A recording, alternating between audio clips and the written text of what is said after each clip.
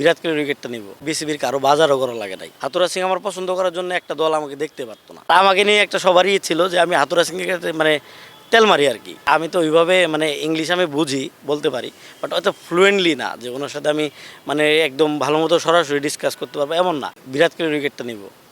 তো আল্লাহর রহমতে আমি ওই উইকেটটা মানে নিতে পেরেছি এবং আমি খুব ভালো একটা প্ল্যানিং ছিল যে ও লেগ স্পিন খুব ভালো লিড করতেছিল, মানে গুগলিয়ে ওর একটু প্রবলেম হচ্ছিল। তো আমি ভাবছি যে এটা দিয়ে ওরে আউট করা সম্ভব।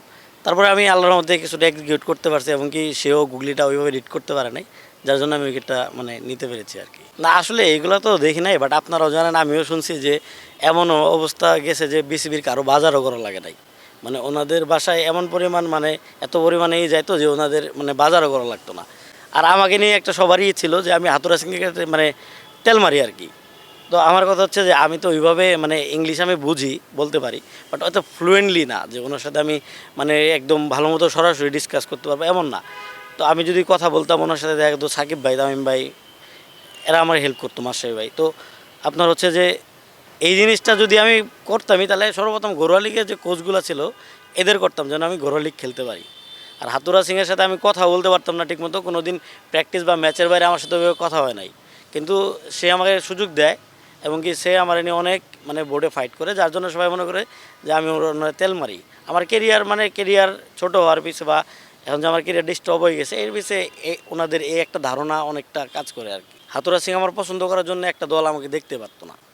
তো আসলে এটা তো আসলে আমার কোনো দোষ না।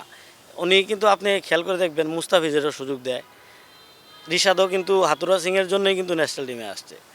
তো এরা সবাই কি তাহলে তেল মারে তো খেলেন। তো উনি যার মধ্যে কোয়ালিটি দেখতো ওরে নিয়ে একটু ফাইট করতো বা সুযোগ দেওয়ার চেষ্টা করতো। তো এই জিনিসটা অনেকেই ভালোভাবে নিত না যে হয়তো বা আমি তেল মারতেছি বা এই সেই অবস্থা।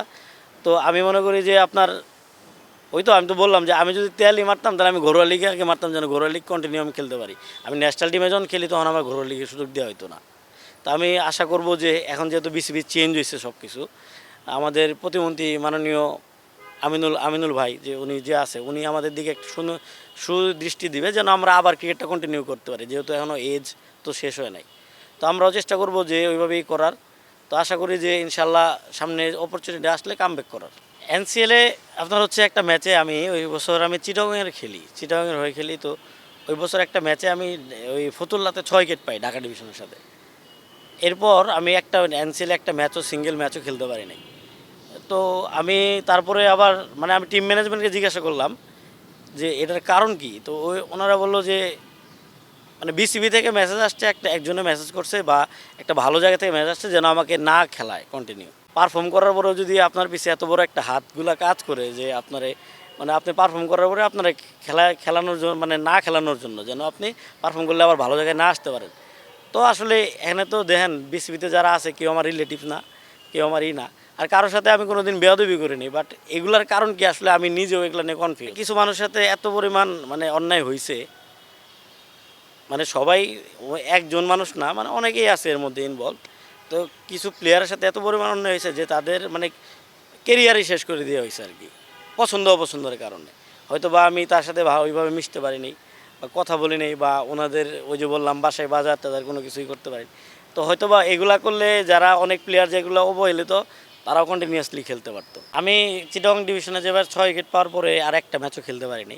তো ওই সময় তামিম ভাই আমার নিয়ে বলছিল যে টিমের মধ্যে মানে করছিল যে মানে এটার কারণটা কি, মানে আমার না খেলার কারণ। তারপরে এটা নিয়ে আসলে ওইভাবে কিছু হয় নাই, বাট তামিম ভাই কথা উঠেছিল এটা নিয়ে যে আমার না খেলানোর কারণটা কি।